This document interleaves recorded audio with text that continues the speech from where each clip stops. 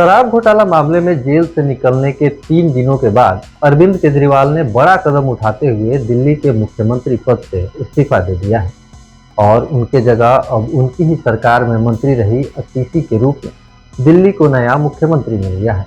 केजरीवाल ने दिल्ली विधानसभा चुनाव से पहले जो कदम उठाया है यह चर्चा का विषय बना हुआ है। इसका मतलब जरूर कुछ पॉलिटिक्स है। नमस्कार, मैं सोमेश कुमार। भारत लोग के स्पेशल शो क्या पॉलिटिक्स है में आज जानते हैं अरविंद केजरीवाल ने चुनाव से ठीक पहले मुख्यमंत्री की कुर्सी छोड़कर अपने ही पैर पर कुल्हाड़ी तो नहीं मार लिया। नैतिकता के नाम पर नीतीश कुमार और हेमंत सोरेन वाली गलती तो नहीं कर दिया। आखिर पूरी पॉलिटिक्स क्या है, चलिए समझते हैं। दरअसल दिल्ली शराब घोटाला केस में जेल से निकलने के बाद अरविंद केजरीवाल ने यह कहकर मुख्यमंत्री पद से इस्तीफा दे दिया कि अगर आपको लगता है कि मैं ईमानदार हूं तो मुझे बड़ी संख्या में वोट दें। जब तक दिल्ली की जनता अपना फैसला नहीं सुना देती तब तक मैं मुख्यमंत्री की कुर्सी पर नहीं बैठूंगा। मैं 2 दिन बाद सीएम पद से इस्तीफा दे दूंगा।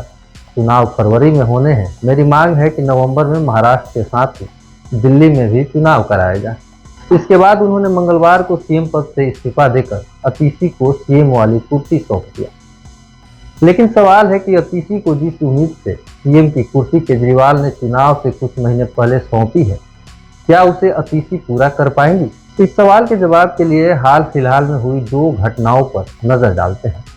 आपको याद होगा, साल 2014 के लोकसभा चुनाव में बिहार में अकेले लड़ी नीतीश कुमार की पार्टी जेडीयू को करारी हार मिली थी, तो नीतीश कुमार ने हार की नैतिक जिम्मेदारी लेते हुए इस्तीफा दे दिया था और अपनी जगह दलित समाज से आने वाले जीतन राम मांझी, जो नीतीश कुमार की सरकार में उस समय कैबिनेट मंत्री थे, उन्हें सीएम की कुर्सी सौंप दिया था। नीतीश कुमार को उम्मीद थी कि करीब 1 साल बाद 2015 में जब विधानसभा चुनाव होंगे उसमें जेडीयू को फायदा मिलेगा, दलित समाज का भरपूर सहयोग मिलेगा।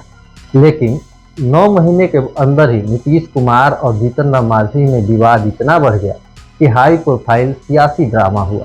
जीतन राम मांझी ने अंततः सीएम पद से इस्तीफा तो दे दिया, लेकिन जेडीयू को तोड़कर अपनी नई पार्टी बना लिया, जिसका नुकसान नीतीश कुमार को और उनकी पार्टी को हुआ।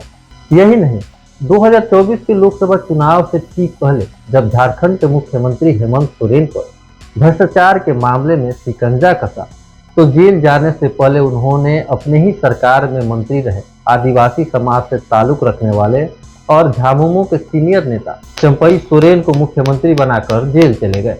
उन्हें उम्मीद था कि चंपई सोरेन के जरिए जो आगामी विधानसभा चुनाव होंगे उसमें पार्टी को फायदा मिलेगा और आदिवासी समाज का भरपूर सहयोग मिलेगा।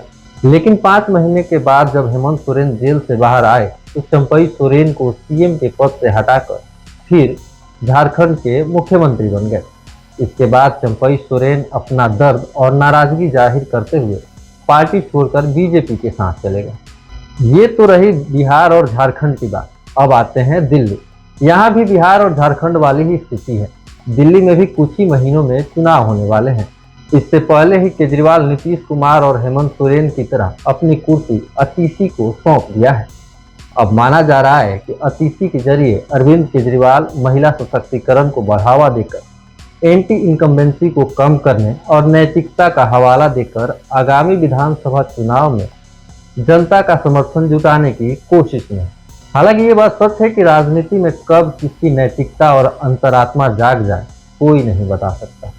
अब देखिए ना, बिहार विधानसभा चुनाव से पहले नीतीश बाबू की अंतरात्मा जगी तो जीतन राम मांझी को सीएम बना दिया।